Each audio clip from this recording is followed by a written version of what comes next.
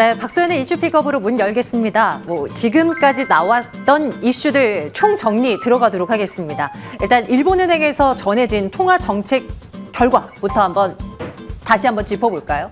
또 동결이었습니다. 주요 중앙은행들의 금리 인상 행렬에도 불구하고 일본은행은 또 저금리를 고수하는 동결 발표를 냈습니다. 10년물 국채금리 0%로 동결한 거고요. 소비자 물가지수 전망치는 또 상향 조정되는 흐름인데 인플레에 대한 부담을 느끼면서도 일본은행은 아직까지도 인플레는 일시적이다라는 생각을 고수하고 있습니다. 일단 CPI 전망치 자체는 그래도 2.3%로 좀 상향 조정하는 그 결과가 좀 나왔고요. 뱅크 오브 아메리카 증권에 따르면 일본은행이 올해 회계연도까지는 정책의 변화가 없을 것 같다라고 예상을 하고 있더라고요. 사실 아베 피살 사건 이후에 엔저 정책이 좀 깨지진 않을까, 또 일본은행의 정책에 변화가 생기진 않을까, 이런 전망들이 있었는데요. 여전히 변화는 없었습니다. 결과 나오고 나서 엔저는 추가 하락이 나왔었고, 또 이제 그 찍고 조금 올라오는 흐름이긴 하나 큰 방향이 달라지지는 않는다는 거, 일단은 이 결과를 통해서 좀 예측을 해볼 수 있겠습니다. 오늘 밤 22 통화정책회의가 있는데 거기에 대해서는 또 어떤 시장 반응이 있을지는 또 챙겨봐야 할 포인트가 될 것 같습니다. 다음 볼까요? 이번에는 미국의 기업 실적 내용입니다. 우리의 현대차도 정말 실적을 잘 냈다라는 소식을 잠시 전에 전해드린 바 있는데요. 미국 기업들도 예상보다 괜찮은 실적을 계속 내놓고 있는 그런 상황입니다. 어제 넷플릭스도 그랬고 오늘 테슬라도 그렇고 중국 상하이시 봉쇄 영향으로 매출 자체는 줄었는데 전기차 값을 올린 것이 이익을 이끌어내는 데는 도움이 됐다라는 분석입니다. 전망치가 주당 순이익이 EPS가 1.8달러였는데요. 발표치를 보니까 2.27%로 늘어난 거 확인할 수 있었고요. 앞서 말씀드렸듯이 매출액은 171억 달러 전망이었는데 169억 달러로 나왔고 1년 전과 비교했을 때도 거의 10% 가까이 줄어든 흐름이 확인됐습니다. 그래도 생각보다 나쁘지 않았다라는 평가를 또 받았던 오늘 새벽의 미장 흐름이었습니다. 다음 볼까요? 이번에는 반도체 관련한 이야기 이슈를 한번 들여다볼까요? 미 상원에서 반도체 육성 법안을 추진한다는 소식 계속해서 뉴스를 통해 전해진 바 있는데요. 이게 이제 거의 확실시 될 것 같다는 얘기가 나옵니다. 일단 1차 표결이 진행이 됐고 거의 찬성표가 좀 많은 것으로 나왔고요. 근데 내용을 보면 반도체 제조를 강화하기 위해서 520억 달러를 지원하는 법안을 추진을 하자라는 것이 골자입니다. 미국 안에 반도체 제조 공장을 짓는 기업들에게 지원을 적극적으로 하자라는 이야기가 나오고요. 세액 공제율을 높이는 거, 그리고 다양한 프로그램을 지원하는 이런 내용들이 내용에 담겨 있는데요. 이런 반도체 업황을 어찌 보면 좀 키우자라는 미국의 정부의 어떤 힘에 의해서 반도체 관련 업체들의 주가가 좋았죠. 그리고 다음 삼성전자, SK하이닉스를 비롯해서 다음 장 갈게요. 국내 기업들도 이로 인한 수혜를 받을 수 있다라는 이야기가 나옵니다. 미국 내의 반도체 생산 설비, 연구 시설을 만들 것으로 예상이 되기 때문이죠. 그러면 지원을 받는다는 겁니다. 세액공제 혜택을 받게 되고요. 우리 반도체 투톱뿐만이 아니라 TSMC 그리고 인텔 등도 혜택을 받을 것으로 예상이 되는데요. 단 조금 껄끄러운 부분이 이거죠. 미국 정부의 지원을 받게 되면 중국과 조금 등을 져야 합니다. 10년간 중국 그리고 러시아를 비롯한 비우호국에서 관련 시설을 확장하는 것을 금지한다는 내용도 담겨져 있기 때문에 관련한 내용이 진정한 수혜가 될 수 있을 것이냐에 대해서는 좀 셈을 해볼 필요가 있어 보입니다. 자, 오늘 시장에 또 다양한 이슈들이 또 나오고 있는 상황이죠. 오늘은 목요일입니다. 알고리즘 매매 분석에 들어가는 날입니다. 자, 한 주가 지난 지금 시장에 대한 시그널은 또 어떻게 바뀌었을까요? 잠시 뒤에 자세한 이야기 나눠보도록 하겠습니다.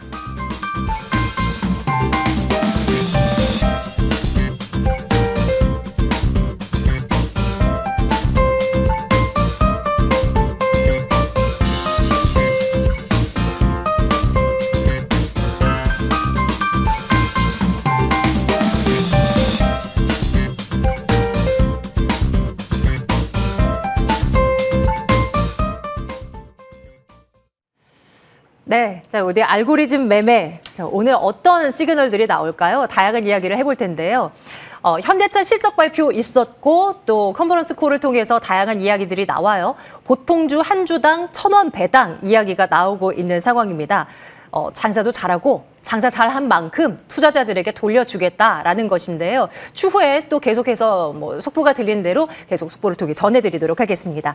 자, 오늘은 로보피아 투자자문 데이터 사이언티스트 김윤보 과장과 함께 이야기를 나눠보도록 하겠습니다. 과장님 어서 오십시오. 네. 네.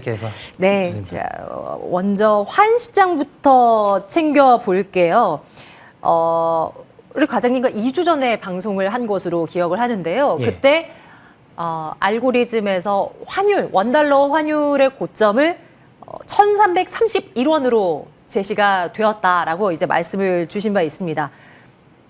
최근이었어요. 지난 15일이었는데요. 그때 거의 부근까지 올랐습니다. 뭐 그냥 폭등을 해버리면서 진짜 깜짝 놀랐어요. 진짜 막 이 알고리즘이 예측한 대로 진짜 찍어버리면 어떡하지라고 생각을 했었는데 거의 미미한 그런 수준에서 터치를 하고 그래도 지금 현재는 좀 내려온 상황입니다. 환율 부분부터 좀 체크해 주시겠습니까?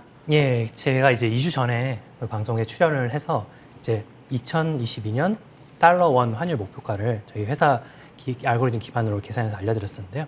그 레인지가 상단이 최소 1,331원 그리고 최대 1,383원으로 제시를 드렸습니다. 이제 오늘은 좀 더 큰 그림에서 이 환율 시장에 대해 구체적으로 살펴보고자 하는데요. 알고리즘 자체 방식에 대해서는 이제 회사 기밀이라 공개를 하기는 좀 어렵습니다만 주요 가격들을 한번 같이 살펴보시면 될 것 같습니다. 일단 화면을 봐주시면은 이제 달러 원 환율의 장기 시계열 분석을 같이 해보실 텐데요. 이제 우측의 분기 차트를 보시면은 보시는 바와 같이 1,331원이 강력한 저항대로 형성이 되어 있고요. 그리고 좌측의 연간 차트를 보시면 1,310원에서 1,313원이 또 저항대로 자리 잡고 있습니다. 그런데 이제 여기서 더 주목하셔야 될 점은 왼쪽을 보시면은 지난 1990년부터 추세선상으로는 이제 파동이 수렴하는 파동으로 진행이 되었는데 여기서 더 주목하셔야 될 거는 2022년 올해 32년 만에 처음으로 이 상단 추세선을 뚫어버렸습니다. 그렇기 때문에 앞으로는 몇 년 동안 이 달러 원 환율이 어디까지 갈 수 있을지에 대해서는 좀 장담할 수가 없는 상황이 되었습니다. 앞으로의 전망은 어떻습니까? 여전히 추가 상승에 좀 가능성이 있다라고 알고리즘에서는 보고 있는 건가요? 예, 이제 구체적인 계산값은 또 나오면 이제 장기적으로 확인이 가능하겠지만은 네. 우선 현재까지 에너지가 모아진 것으로는 이제 2주 전에 말씀드렸다시피 1,300원 이상대 새로운 레인지에도 대응을 해야 된다 이렇게 네. 말씀드릴 수 있겠습니다. 지금 현재 1,311원대 눌려도 1,300원 아래로 강하게 내려가지를 않고요. 계속 1,300원 위에서 계속 버티는 그런 흐름이 나타나서요. 그런데 아직까지도 지금 다양한 신호들은 알고리즘에서는 추가 상승에 대한 가능성을 좀 열어두고 좀 있는 것 같은데요. 참 이렇게 원달러 환율의 상승세가 이렇게 가팔라져 버리고 이 상태로 유지가 된다고 하더라도 뭐 다양한 기업들이 타격을 받는 기업들이 참 많습니다. 이런 기업들은 또 어떻게 전략을 세워야 할지 이미 이렇게 치솟아 버린 환율에 대해서 이미 이제 막 다양한 해법을 좀 고안하고 있을 텐데요. 뭐 어떤 전략이 유효해 보입니까? 일단은 이제 우리나라 산업 구조에 대해서 다시금 좀 알아두셔야 될 게 있는데 일반적으로 이제 우리나라를 수출 국가로 많이 알고 있습니다. 근데 사실은 그 반대이고요. 그 이유는 이제 대기업의 1차, 2차, 3차 벤더 기업들이 원자재 수입으로 가공을 하면은 그걸 대기업에 납품을 하고 그거를 대기업들이 다시 수출하는 것이 진정한 우리나라의 산업 구조입니다. 그렇죠. 그렇다면 이제 결론적으로 절대적인 네. 숫자라는 측면에서 생각을 해보면은 네네. 우리나라 기업들은 대부분 수입 기업들로 구성돼 있다고 생각을 할 수가 있는데요. 네, 그 내부를 보면 충분히 그러네요. 우리가 매번 방송할 때도 우리는 수출로 먹고 사는 나라지 않습니까? 라는 말을 참 많이 하곤 했는데요.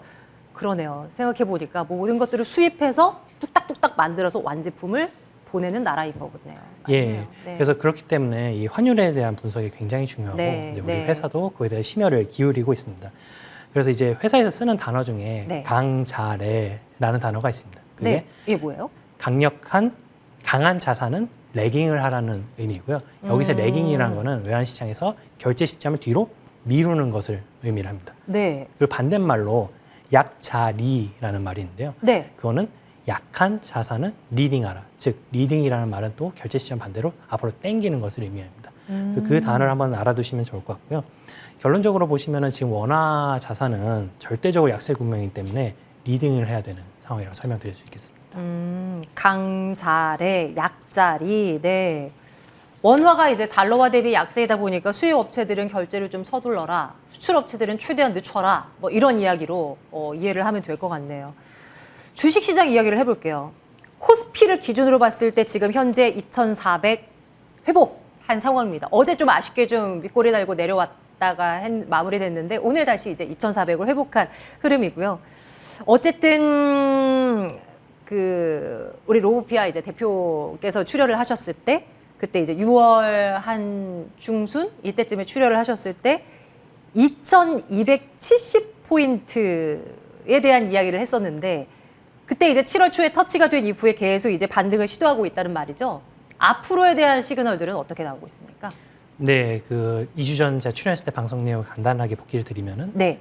설명드린 내용이 코스피가 말씀드렸던 목표가인 2,272포인트 근방을 터치를 하고 네. 그다음에 1차적인 하락은 멈출 것 같으나 바닥 확인까지는 아직 좀 시간이 필요하다. 그렇죠. 이렇게 좀 말씀을 드렸었는데요. 네. 이제 결론적으로는 2주 전에 회사 알고리즘을 기반으로 한 시장 전망대로 아직까지는 시장이 움직이고 있습니다.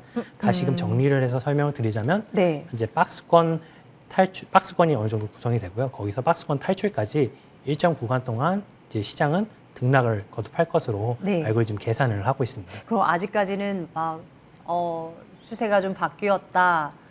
반등이 더 강하게 나올 것이다. 뭐 이런 신호들은 좀 보이기 않는다. 뭐 예, 이런 시청자분들 건가요? 많이 기대를 하실 네. 수 있으실 텐데 아쉽지만 아직까지 상황은 그렇다고 그래요? 볼 수 있겠습니다. 조금 더 구체적인 이야기 좀 들어볼게요. 네, 일단은 화면을 보시면서 설명을 드리면 좋을 것 같은데요. 좌측 차트는 2주 전에 제가 출연해서 설명드렸던 코스피 주간 차트이고요. 네. 흐름을 보시면은 현재까지 1번과 2번까지 진행이 됐고 그리고 현재는 3번 위치까지 지수가 내려온 상황입니다.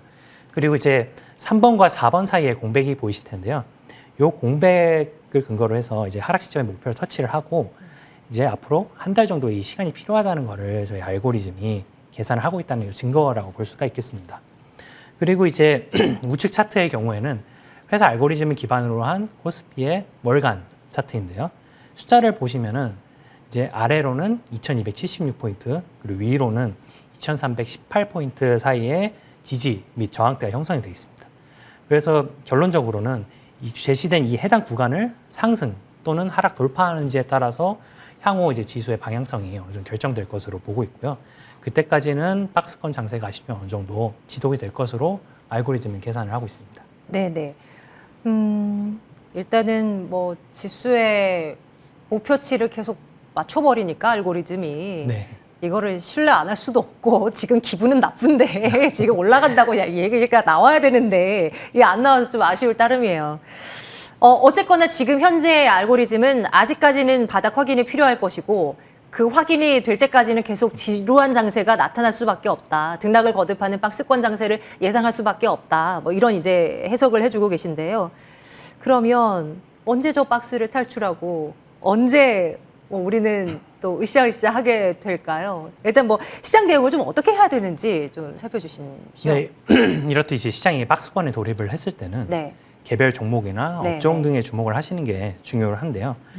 회사 알고리즘을 통해서 제시된 분석 결과를 같이 보시면 좋을 것 같습니다. 네. 결론적으로 요약드리면은 일단 회사 알고리즘은 전기전자 그리고 헬스케어에 대한 관심을 확대해야 된다. 그리고 여기에 대한 긍정적인 분석을 내놓고 있는데요. 아, 네. 전기전자와 헬스케어 좋다. 네. 네. 우선은 전기전자 먼저 같이 보시면 네. 될 것 같습니다. 일단 화면에 보이시는 게 전기전자 관련 업종들을 요 회사 알고리즘 분석 결과에 따라 차트로 표현된 건데요. 대부분 보시는 바와 같이 대부분의 차트 색상이 이제 파란색에서 흰색으로 전환되고 있는데 이것은 파란색 이제 리스크 관리 구간을 네. 의미를 하는데 네. 여기서 중립 구간으로 전환되었다는 것을 의미를 하고 있습니다. 조금 더 이제 방향이 리스크에서는 탈피를 했는데 조금 더 확인 작업 필요하다. 네, 그리고 이 중에서 좀 더 주목해 봐야 될 이제 업종들은 세부적으로 요 빨간색 박스로 되어 있는 업종들인데요. 네. 제 위에 보이시는 중앙에 있는 소프트웨어나 소프트웨어. 아니면 우측 하단에 있는 정보기, 아니면 그 좌측에 있는 오락문화 업종 정도를 조금 더 집중해서 보시면 좋을 것 같습니다. 네. 지금 업종 이야기가 좀 나와서 말인데요. 구체적으로 전기전자 업종과 헬스케어 업종에 대한 이야기를 좀 듣기 전에 오늘은 아무래도 자동차 관련 이야기를 안 할 수가 없네요, 예. 과장님. 그래서 조금 전에 이제 현대차가 실적을 발표하기도 했고 최근에 참 강하다고 얘기하는 쪽이 또 자동차 섹터이기도 하고 예. 또 내일 또 기아의 실적을 앞두고 또 기아는 또 뭐 이제 완성차들 지금 자동차 부품주들 다 강한 흐름이 계속 이어져서요. 알고리즘에서도 조금 신호가 좀 달리 좀 포착이 되는지 요즘 이거 좀 궁금한데요.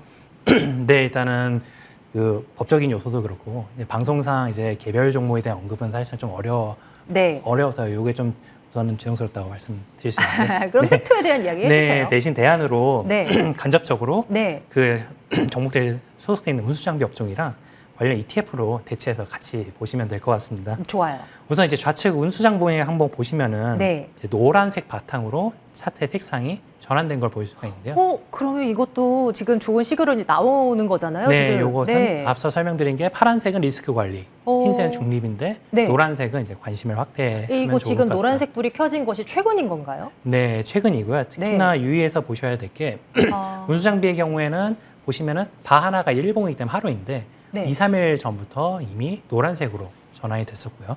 그리고 오른쪽 같은 경우에는 이제 코덱스 자동차 ETF인데 요것도 이제 운수장비 업종보다 심지어 하루 이틀 정도 더 빠르게 색상이 노란색으로 전환된 걸 보일 수가 있습니다.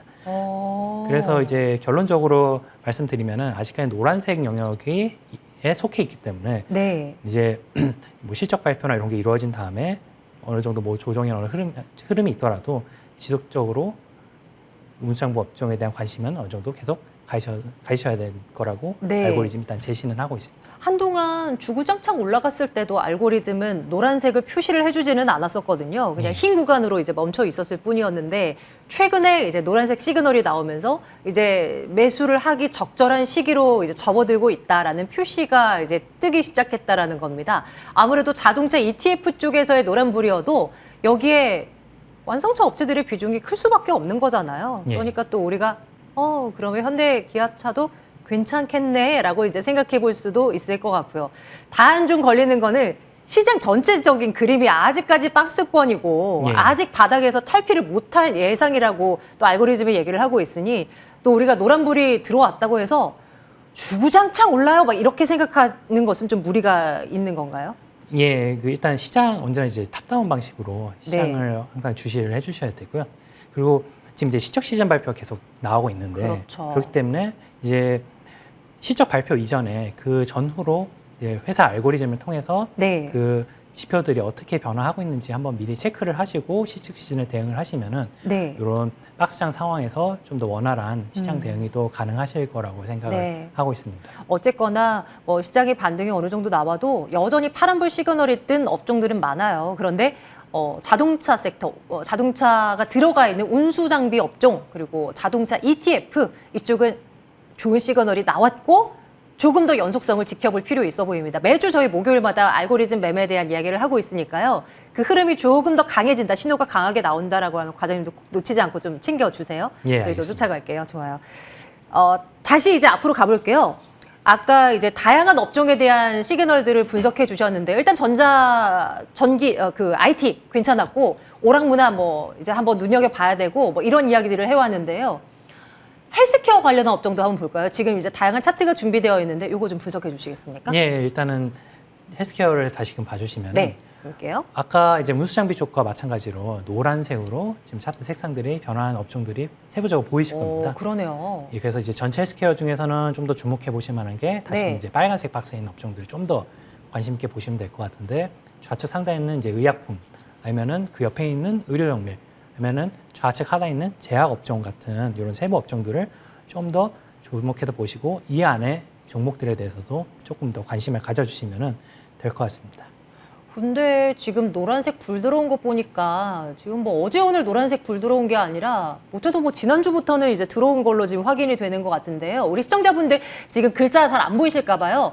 빨간색 굵직한 박스로 되어 있는 부분 위쪽이 의약품 업종이고요. 아래쪽이 제약 업종 그리고 오른쪽에 그냥 정사각형 네모 박스가 의료정밀 업종입니다. 우리 시청자분들 참고하시고요.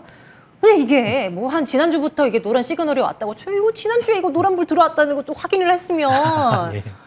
지금 사실 요 며칠 상간 뭐 지난주 후반부터 이제 막 코로나19 확산세 막 뭐 장난 아니다 뭐 얘기 나오면서 막 대응책 마련하고 주가 지금 날아가는 종목들도 많고 했는데 좀 아쉽다는 생각이 좀 들기는 하는데. 예, 그렇습니다. 예. 그래서 일단 요 내용들은 네. 저희가 이제 어떤 뭐 근거 없는 말씀을 항상 드리는 게 아니라 언제나 실시간으로 알고리즘 계산 결과만을 전달해 드리는 것 뿐이고요. 특히 이제 회사 알고리즘은 이렇게 업종만 얘기를 하는 게 아니라 국내 시장의 경우에는 코스피랑 코스닥에 있는 전 종목 그리고 거래소에 제공하는 모든 지수에 대해서 이런 분석 결과를 실시간으로 제공을 하고 있습니다. 그래서 이런 사용법에 대해서는 이제 회사 채널이나 SNS 등에서 이제 잘 알려드리고 있으니까요. 잘 숙지하신다면은 이번 박스 장에서도 좋은 결과를 얻으실 수 있을 것이라고 생각합니다. 지난주에 알고리즘 매매와 관련해서 이제 본부장께서 이제 출연을 하셔서 예. 시장 얘기를 들었는데요. 예. 그때 코스피보다는 코스닥 쪽의 상승세가 조금 두드러지고 더 매력 있다라는 이야기를 들었어요. 이게 이제 생각이 나는데요. 지금 현재도 유효한 건지 좀 살펴볼까요? 예, 결론부터 말씀드리면 아직도 유효한 상태이고요. 그래요. 화면을 보시면서 이 스프레드 분석에 대해서 한번 이제 확인해 보시면 좋을 네. 것 같습니다. 이 스프레드 분석이라는 거는 이제 두 시장을 비교 분석해서 어느 시장이 좀 더 상대적으로 강세인지를 분석을 하는 방법인데요. 네. 이 분석을 해석하는 방법을 설명을 드리면은 이 그래프의 방향을 보시면 됩니다. 이 그래프의 방향이 방향? 위로 향하고 있다면 시간이 지나서 위로 향한다면은 지금 코스피가 위에 있다고 보시면 되고요. 아래로 향하고 있다면은 코스닥 시장이 상대적으로 강세라는 것을 의미를 합니다. 이 왼쪽 그림을 보시면은 왼쪽 차트는 지난주에 방송에서 보여드렸던 내용이고요. 우측은 현재 시점에서 변화한 내용입니다. 이 박스 안에 박스 내용을 보시면은 A에서 B로 이동하면서 이 그래프의 방향성이 아래 방향으로 좀 더 간 걸 보실 수가 있는데요. 즉 현재 시점까지도 코스피 대비 코스닥 시장의 상대적 강세는 유지되고 있다고 알고리즘 지금 분석을 하고 있습니다. 그러면 여기는 이제 달라진 것이 없다. 예, 일단 그렇습니다. 생각을 하고 있을게요. 네, 참고하고요. 오늘 사실 이제 주식 시장에 대한 이야기도 있지만 지금 준비하신 자료 내용을 보면 부동산 관련한 자료가 진짜 많아요. 뭐 국내 부동산 뭐 시장 전망부터 미국 시장에 대한 이야기도 있는데요. 저희가 또 주어진 시간이 그렇게 또 예. 여유가 많지는 않아서 국내 부동산 시장에 대한 이야기만 또 들어볼게요. 왜냐하면 또 많은 분들이 또 부동산 시장 어떻게 되나 지금 금리 인상기에 뭐 대출도 안 된다 해 지금 뭐 주택 거래도 거의 최저 수준까지 떨어졌다 해. 그러니까 이제 부동산 하락기 온다. 뭐 이런 이야기까지 난무하거든요. 알고리즘에서는 어떻게 내다보고 있어요? 우선은 이제 실제로 데이터로 통해서 결론부터 말씀을 드리면은 기준금리 상승이라는 것이 네. 부동산 가격으로 하락하는 경우는 실제로 발생하지가 않았습니다. 같이 화면을 통해서 보시면 좋을 것 같은데요. 생각과는 또 달라요. 예. 그래서 언제나 이제 저희 우리 회사 쪽에서 강조드린 거는 소문을 들었다면 숫자로 확인해라라는 게 저희 언제나 말씀드리는 거예요. 네, 네. 저희가 소문을 들었으니까 이제 확인을 해봐야겠죠. 네. 그럼 한번 확인을 해보시면 보죠. 보이시는 화면은 이제 초록색은 한국은행의 기준금리 네. 추이고요. 그리고 우측은 빨간색은 부동산 지수, KB에서 집계한 부동산 지수를 나타내고 있습니다. 이제 두 개 차트를 같이 보시면은 핑크색 박스로 된 부분들이 기준금리 인상 시기인데요. 이제 총 5번의 본격적인 인상 시기가 있었습니다. 이 5번의 시기 동안 기준금리는 상승했는데 부동산 지수는 모두 같이 상승한 걸 확인할 수가 있고요. 또 물론 금리 하락기에도 하락보다는 상승했던 시기가 더 많았다는 것도 같이 확인하실 수가 있습니다. 그리고 여기서 좀 더 주의해서 보셔야 될 점은 요 우측 항목 맨 우측에 이제 현재 시점인데요. 이 금리가 거의 이제 과거 유례 없이 빠른 속도로 올라오고 있는데도 아직도 부동산 지수는 상승세를 유지를 하고 있습니다. 그렇기 때문에 이제 데이터에 기반한 결론을 말씀을 드리면은 네. 오히려 금리 상승 시기에는 부동산 하락에 대한 포커스를 맞추기보다는 오히려 상승에 대비해야 될 수도 있다. 이렇게 좀 해석이 가능하다고 볼 수 있겠습니다. 내 집 마련의 기회가 오나를 엿보고 있는 무주택자 입장에서는 이거 그냥 억장 무너지는 얘기인데요. 그 알고리즘에서는 여전히 금리가 올라도 부동산 가격은 강세를 나타낼 것이다를 보고 있는 것인데요. 지금 시간이 많지는 않긴 한데 혹시 양극화 현상을 의미하는 건 아닐까요? 강한 쪽은 분명 더 강하겠죠. 하지만 떨어지는 쪽이 좀 약하다 보니까 이게 평균치로 따져보면 여전히 강하다. 이런 뭐 세부적인 분석은 아닙니까? 우선 이제 지역별 세부적인 내용들은 이제 그 회사 알고리즘에서 각 뭐 지역구, 시별로 세부적으로 좀 분석을 하고 있는데요. 지금 이제 자료를 가져오지는 않았습니다만 알고리즘 확인하시면은 세부적인 지역 변화도 같이 보실 수가 있습니다. 우선은 이제 그 하락을 논하시는 이제 네. 전문가분들이 많이 네, 얘기를 네. 하시잖아요. 네. 그러니까 금리 인상도 있고 하니까 본격 대세 하락의 초입이 아니 이거에 대해서 우려하시는 시청자분들 많으실 것 같아요.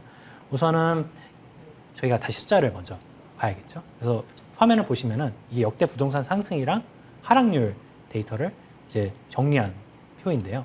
우측 항목 하락률 먼저 보시면은 외환위기 당시 98년 4월과 5월에 3.1, 3.0% 정도 하락을 하면서 역대 가장 큰 하락을 보였고 금융위기 당시에는 하락률이 0.67% 정도 하락을 했습니다. 근데 이제 올해 이제 2022년 6월 기준 KB 부동산 가격은 이제 전월 대비 0.66% 정도 상승을 했는데 지금 올해 1월부터 6월까지 지속적으로 상승을 했고 하락한 적이 한 번도 없습니다. 그렇기 때문에 언제나 숫자를 보고 판단을 해야 하잖아요. 그러니까 지금 본격적인 대세 하락을 논하기에 약간 시기상조라는 이제 판단을 이제 알고리즘에서는 하고 있고 네. 그렇기 때문에 하락을 지금 논하기보다는 숫자를 확인을 하고 이런 역대 하락률이나 이런 데이터들이 눈에 들어오기 시작했을 때 네. 어느 정도 우려를 하고 관심을 가지셔도 늦지는 않을 거라고 생각을 합니다. 좋아요. 뭐 주식 시장도 그렇고 지금 부동산 시장도 그렇고 지금 아직은 확인해야 될 시간이 조금은 더 있어야 하나 봅니다. 뭐 계속 저희는 보죠. 뭐 매주 네. 이제 뵐 거니까요. 네. 로보피아 투자자분 데이터 사이언티스트 김윤보 과장과 함께 오늘 알고리즘 매매 분석 이야기를 나눠봤습니다. 고맙습니다. 예, 감사합니다.